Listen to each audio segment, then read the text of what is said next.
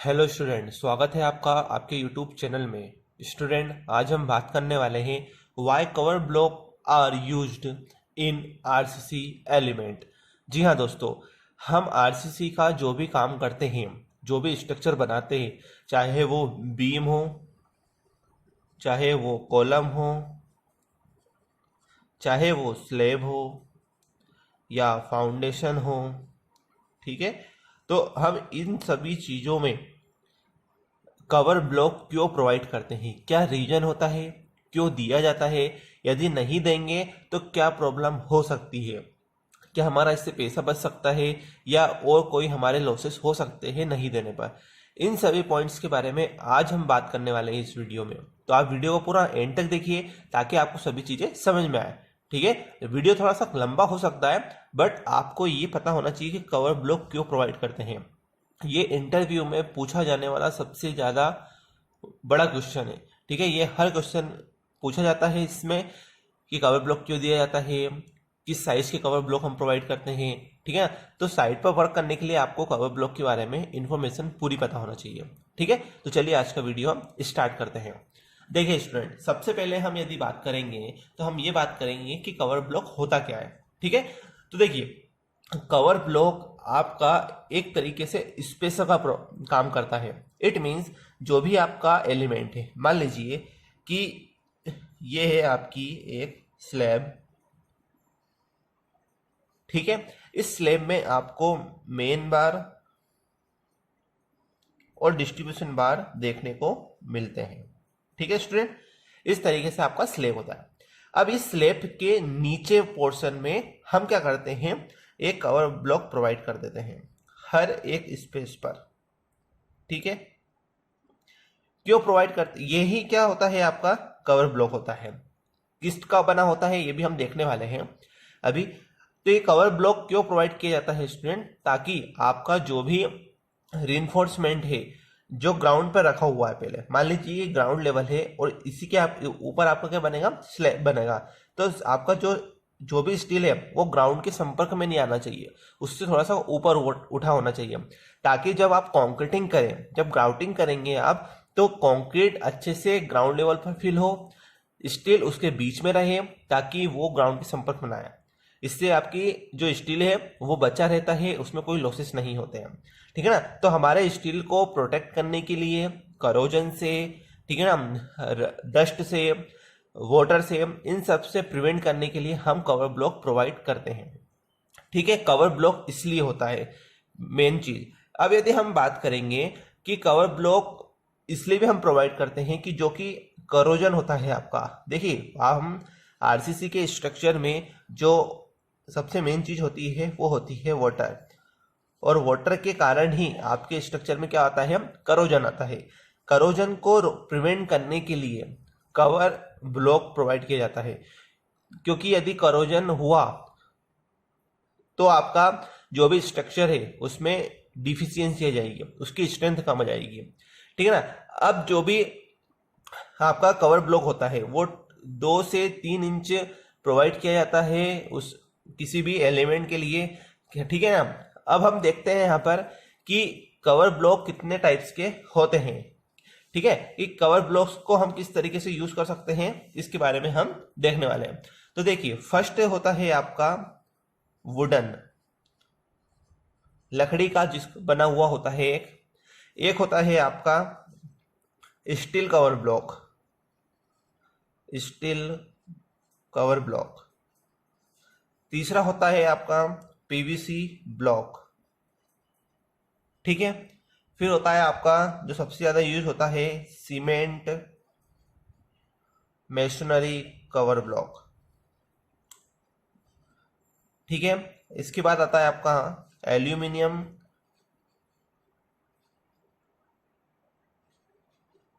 उसके बाद आता है आपका स्टोन कवर ब्लॉक, ठीक है। ये मेनली 6 टाइप के आपको कवर ब्लॉक देखने को मिलते हैं, ठीक है। इसका ज़्यादा यूज नहीं है, इसका सिर्फ आप नाम नोट कर लीजिए ताकि आपको पता रहे कि हम कौन कौन से यूज करते हैं, ठीक है ना। मेनली हम सीमेंट मेसनरी ब्लॉक ही यूज करते हैं, जैसे कि आप देख पा रहे हैं यहाँ पर, ठीक है स्टूडेंट। अब हम मेन जो हमारा टॉपिक है उस पर बात करते हैं कि हम कवर ब्लॉक क्यों प्रोवाइड करते हैं हमारे रेनफोर्समेंट, आखिर इसका रीजन क्या होता है, इसको किस तरीके से प्रोवाइड किया जाता है, इसके बारे में हम देखते हैं। तो देखिए स्टूडेंट, सबसे जो मेन फैक्टर है, सबसे बड़ा जो फैक्टर आता है इसका, वो ये आता है कि जो भी आपका रेनफोर्समेंट है, जो भी आपका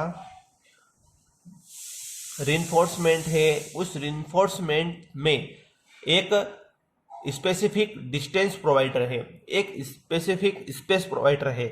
इट मीन्स मान लीजिए आपका ये, जैसे कि हमने आपको स्लैब के बारे में बताया था, अब स्लैब में आपका डिस्ट्रीब्यूशन बार, मेन बार प्रोवाइड किया हुआ होता है, ठीक है। तो आपको ये जो आपकी ये वाली हॉरिजॉन्टल वाली रीबार है और जो वर्टिकल रीबार है, इसमें आपका पर्टिकुलर स्पेस बना रहे, ठीक है ना, यहाँ पर स्पेस बना रहे, यहाँ पर, ताकि आपका जो कंक्रीटिंग जब आप करेंगे इसमें, तो कंक्रीटिंग इसमें स्पेस के अकॉर्डिंग होती है, मतलब एक लेवल में आपकी कंक्रीटिंग हो जाएगी, ठीक है ना। जो माल आपका डलता है वो पूरा माल एक स्पेसिफिक डिस्टेंस में, एक स्पेसिफिक डेप्थ में आपका प्रोवाइड होगा, नहीं तो कहीं पर ज़्यादा होगा, कहीं पर कम होगा। तो हमें इस तरीके से स्लोप इतना प्रोवाइड नहीं होना, स्लोप बहुत कम दिया जाता है। पहली चीज़ हो गई आपको कि रिइंफोर्समेंट को आपको क्या करना होता है, एक स्पेसिफिक डिस्टेंस प्रोवाइड करना पड़ता है, स्पेसिफिक डिस्टेंस, ठीक है। ये आप नोट कर लीजिए कि रिइंफोर्समेंट को एक स्पेसिफिक डिस्टेंस प्रोवाइड करना होता है, इसलिए हम कवर ब्लॉक प्रोवाइड करते हैं, ठीक है। सेकंड आता है हमारा इसमें कि जो भी हमारा स्टील बार है, जो भी हमारा सरिया है, जो भी हमारा रिइंफोर्समेंट है, वो इन्वायरमेंट से इफेक्ट ना हो, ठीक है, इन्वायरमेंट से इफेक्ट ना हो, ठीक है। तो इन्वायरमेंटल से इफेक्ट होने का मतलब ये है कि जैसे बारिश के टाइम पर इफेक्ट होना, पानी से इफेक्ट होना, विंड से, हवा से जो हमारा सरिये में जंग लग जाती है, उससे इफेक्ट नहीं होगा यदि हम कवर ब्लॉक प्रोवाइड करते हैं तो, ठीक है। अब यदि हम बात करें नेक्स्ट की, थर्ड ये होता है कि कवर ब्लॉक हम इसलिए भी प्रोवाइड करते हैं कि इसमें जो थर्मल इंसुलेंस की प्रोसेस होती है कंक्रीट के अंदर, वो अच्छे से हो, या जो भी आपका थर्मल इंसुलेंस हो उसमें आपको प्रोटेक्ट करे, ठीक है। मतलब यदि आपके घर में यदि आग वगैरह लगती है तो आपको उससे सुरक्षा प्रोवाइड करता है कवर ब्लॉक, मतलब स्टील आपको प्रोवाइड करता है। कवर ब्लॉक से क्या होगा कि आपका कंक्रीट ज़्यादा है, इसलिए वहां पर आपको इफेक्ट नहीं पड़ेगा। तो थर्मल इंसुलेशन से भी आपको ये इंसुलेशन, ठीक है, ये समझ में आया आपको। फिर हम बात करते हैं इसकी, जो भी आपका रिइंफोर्समेंट होता है उसमें किसी भी प्रकार का स्लिपनेस नहीं होना चाहिए, मतलब इसको पहले हम लिख लेते हैं, स्लीपिंग इफेक्ट नहीं होना चाहिए, स्लीपिंग इफेक्ट। इट मीन्स आप यदि कोई रिइंफोर्समेंट है उसको यदि प्लेस करने वाले हैं तो उस प्लेसमेंट में कोई भी स्लिपनेस नहीं होना चाहिए, ठीक है ना, इसलिए हम कवर ब्लॉक प्रोवाइड करते हैं। इट मीन्स यदि हम बात करते हैं, यदि आपको प्रैक्टिकल समझाएं हम यहाँ पर, आप पहले ये चारों पॉइंट नोट कर लीजिए, ठीक है ना। ये चारों पॉइंट को नोट करना बहुत ज़्यादा जरूरी होता है, ठीक है। इसको आप नोट कीजिए पहले, फिर हम आपको आगे बताते हैं। देखिए स्टूडेंट, क्या होता है कि जब भी आप साइट पर वर्क करते हैं ना, तो आपको कवर ब्लॉक सबसे पहले देखना पड़ता है, क्योंकि कॉन्ट्रैक्टर यहीं पर पैसा बचाता है। जैसे कि हम बता रहे थे ना कि किस तरीके से हम पैसा बचा सकते हैं इसमें, तो जो साइट होती है ना स्टूडेंट, वहां पर कॉन्ट्रैक्टर क्या करता है कि कवर ब्लॉक बहुत कम प्रोवाइड करता है। उससे क्या होता है कि उसकी कॉन्क्रीट कम लगती है, बहुत इफेक्ट पड़ता है स्टूडेंट इससे, ठीक है ना। तो हम यही देखने वाले हैं कि किस तरीके से कवर ब्लॉक प्रोवाइड करते हैं। स्लिपनेस का जो था, स्लिपरी होने का, देखिए स्टूडेंट, मान लीजिए कि ये आपका एक कॉलम है, ठीक है,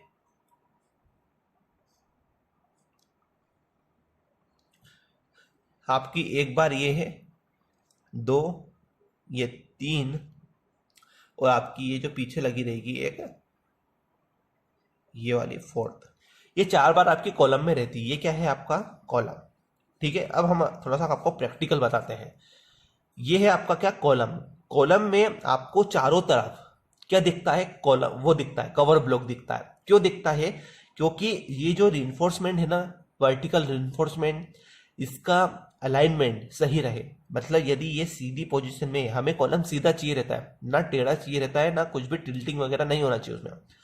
तो हमारा जो रिइंफोर्समेंट है वर्टिकल, ये इसी की पोजीशन में बना रहे, इसलिए हम आइट साइड में, पीछे की साइड, इस साइड, चारों तरफ हम क्या करते हैं, रीबार कवर ब्लॉक प्रोवाइड करते हैं, ताकि इसका अलाइनमेंट सही रहे, ये अपनी पोजीशन में बना रहे। क्यों? क्योंकि जब हम इसमें कंक्रीट डालेंगे, क्या डालते हैं हम, कंक्रीट। अब देखिए कंक्रीट एकदम अमाउंट में डलता है, तो जल्दी जल्दी हम जब इसमें अमाउंट का कंक्रीट डालते हैं तो ये स्टील आपकी प्लेसमेंट नहीं होना चाहिए इसका, ठीक है ना, कि ये बार इधर खिसक गई, ये बार इधर खिसक गई। इससे क्या होगा कि आपकी कॉलम की स्ट्रेंथ कम हो जाएगी, ठीक है ना। तो ये एक सबसे बड़ा फंडा होता है, चाहे वो कॉलम के केस में हो, बीम के केस में हो, स्लैब के केस में हो, सभी के केस में हमें ये चीज प्रोवाइड करना होती है, ये चीज ध्यान में रखना होती है, ठीक है। अब हम ये देखते हैं कि जो कवर होता है, सबसे ज्यादा मेन चीज कहाँ पे प्रॉब्लम होती है कवर को समझने में, कि इसका जो पर्पस क्या होता है। जैसे हमने आपको बताया कि पर्पस हमें किस तरीके से दिया जाता है, कि इसमें जो फायर रेजिस्टेंस है उससे प्रोटेक्ट करने के लिए, करोजन से प्रोटेक्ट करने के लिए, ठीक है ना। अब हम ये समझते हैं कि इसमें क्लियर कवर क्या होता है। एक टर्म आपने सुना है कि क्लियर कवर क्या होता है, ठीक है ना। ये स्टूडेंट्स अभी इसी में ही है, ठीक है ना, इसमें किसी प्रकार का कोई अलग से नहीं है। यूट्यूब पे आपको अलग अलग वीडियो दिखे होंगे कि कवर ब्लॉक क्या होता है, फिर एक अलग वीडियो में आपको बताएंगे कि क्लियर कवर क्या होता है, नॉमिनल कवर क्या होता है। इसमें ऐसा नहीं करेंगे, हम आपको एक ही वीडियो में सारी चीजें बताने की कोशिश करेंगे। देखिए स्टूडेंट, आपका मान लीजिए कि एक ये कोई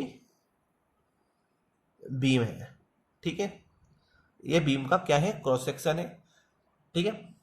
इस बीम में आपको ये रिइंफोर्समेंट प्रोवाइड किए गए हैं, ठीक है।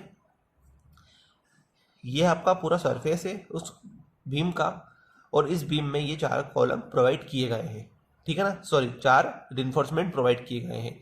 इस रिइंफोर्समेंट को अपनी पोजीशन में बनाए रखने के लिए, इस रिइंफोर्समेंट को अपनी पोजीशन में बनाए रखने के लिए हम क्या करते हैं, स्टीरप्स प्रोवाइड करते हैं। स्टीरप्स किस तरीके से प्रोवाइड किए जाते हैं, इस तरीके से,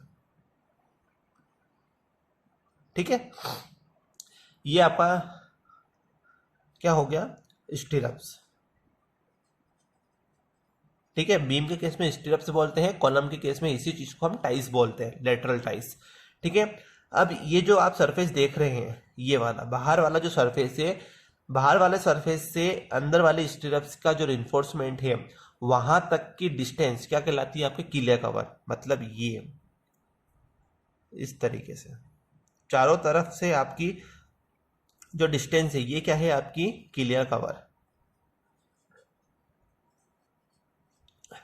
इसका बहुत ज्यादा यूज होता है, जब आप ड्राइंग पढ़ेंगे ना तो उसमें बहुत ज्यादा यूज होता है। कि क्लियर कवर क्या है, तो क्लियर कवर आपका इस रिइंफोर्समेंट से बाहर तक की डिस्टेंस क्या कहलाती है, क्लियर कवर कहलाती है, ठीक है।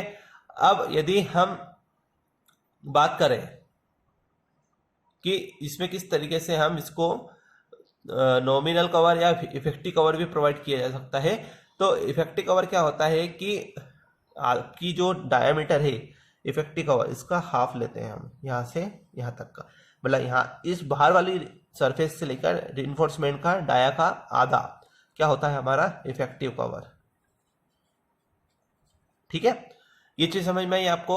और आपका जो नॉमिनल कवर होता है वो भी आपका क्लियर कवर में ही आता है, ठीक है। ये चीज आपको समझ में आई कि किस तरीके से हम इस चीज को प्रोवाइड कर सकते हैं, ठीक है। अब जब भी हम ड्राइंग को पढ़ते हैं तो यदि इफेक्टिव कवर दिया हुआ तो हम आधा लेंगे, यदि क्लियर कवर देंगे तो हम पूरा लेते हैं, ठीक है।